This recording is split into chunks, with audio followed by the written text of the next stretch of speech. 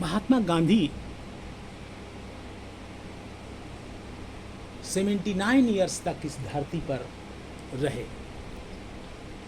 और जीवन में सफलता के लिए और सुखमय जीवन के लिए उन्होंने जो मंत्र दिया आज भी अनुकरणीय है। महात्मा गांधी का पूरा जीवन सादा जीवन और उच्च विचार पर केंद्रित था। आपने उनकी छवि देखी है कि कितना साधारण रहते थे, लंगोटी वाला। महात्मा गांधी हमेशा अनशन और उपवास में विश्वास करते थे। उन्होंने पूरी जिंदगी में अपने 29 बार में 154 दिन अनशन पर रहे और उन्होंने निर्णय किया था कि जब तक मुझे आज़ादी मिल नहीं जाती है तब तक मैं प्रत्येक सोमवार को उपवास रखूंगा और उन्होंने अंतिम समय तक इसको निभाया। उपवास का मतलब यह है कि शरीर के अंदर के जितने विजातीय द्रव हैं वो सभी के सभी जल करके बाहर निकल जाते हैं। कैंसरस चीज़ें भी, कैंसरस द्रव भी जो शरीर के अंदर डेवलप होते हैं वो बाहर निकल जाते हैं। इसीलिए गांधी जी ने उपवास और अनशन का सहारा लिया। सुखमय जीवन के लिए सत्य और अहिंसा, अस्तेय और अपरिग्रह का भी उतना ही महत्व है जितना उपवास का। मौन का, मौन भी रहते थे, मौन व्रत करते थे वो, और जिस दिन मौन रहते थे उस दिन लिख करके कुछ कुछ बताते थे वो।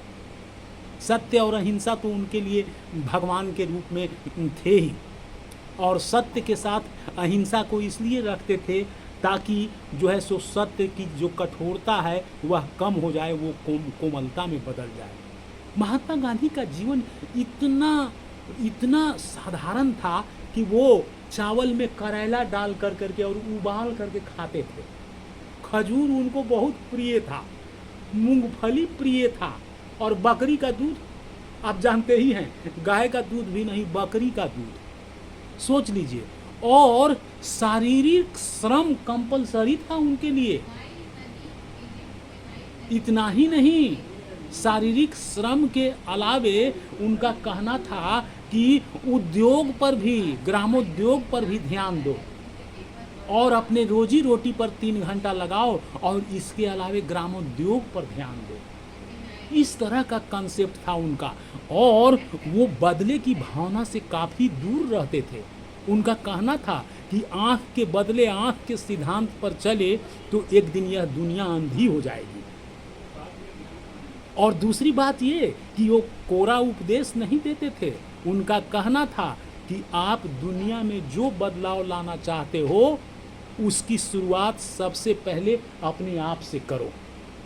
ये उनकी सोच थी।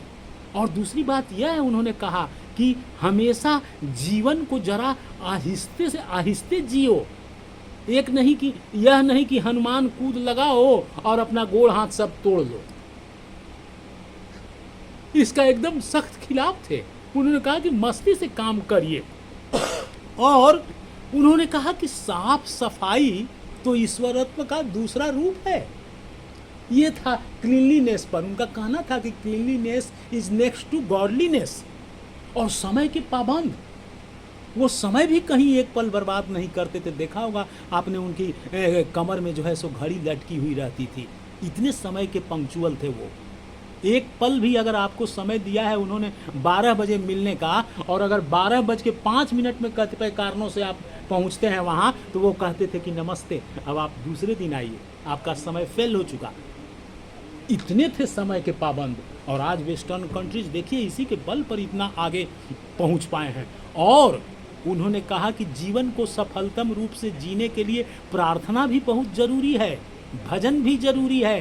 अंतिम समय में उनके मुख से हे राम निकला, और उनका प्रिय वैष्णव जन तो तेने कहिए जे पीर पराई जाने रे। ये भजन में विश्वास था उनका। तो महात्मा गांधी का जीवन हम तमाम भारतीयों के लिए और विश्व के लोगों के लिए अनुकरणीय है और उनके जीवन से सबक लेकर अपनी जिंदगी को सुखमय बना सकते हैं हम। गीता, कुरान, बाइबिल, ये सारी पुस्तकों का अध्ययन था। रस्किन और टॉल्स्टॉय के अध्येता भी थे वे, और हमेशा सकारात्मक सोचते थे। दृढ़ता थी उसमें, उनमें, जो एक बार निर्णय कर लेते थे, संकल्प कर लेते थे, उससे पीछे नहीं हटते थे। तो ये सब सुखमय जीवन का, सकारात्मक सोच का, ये सब बातें जो गांधी जी में थी, वो सफलता की सबसे बड़ी चीज़ थी, और इससे हमारा जीवन आनंदमय हो सकता है। अब सवाल आप पूछ सकते हैं। सर, कहना था गांधी जी के विचार और आदर्श सच में माननीय और पूजनीय रहा है, पर इसके अलावा आपके मन में भी कोई ऐसा विचार हो कि हाँ ये होना चाहिए जिससे हमारी जनता। बिल्कुल बिल्कुल। तो महात्मा गांधी वास्तव में दुनिया के एक ऐसे व्यक्तित्व थे जो न केवल अपना देश बल्कि पूरा विश्व पूजता है, और उसमें गीता का ज्ञान भरा हुआ था गांधी में। और महात्मा गांधी सकारात्मक सोच का, और जैसे हम लोग कहते हैं ना कि हम विजेता हैं, मैं आई कैन डू इट, मेरा जन्म तो जीतने के लिए हुआ है, मैं महान हूँ, मैं महान देश का रहने वाला हूँ, ऐसे विचारों से भी वो लैस थे। नतीजा ये हुआ कि अंग्रेज जैसी सल्तनत को, जिसके साम्राज्य में सूर्यास्त नहीं होता था, उस सल्तनत को भी इस धरती से खदेड़ने का उन्होंने कार्य किया। ओके।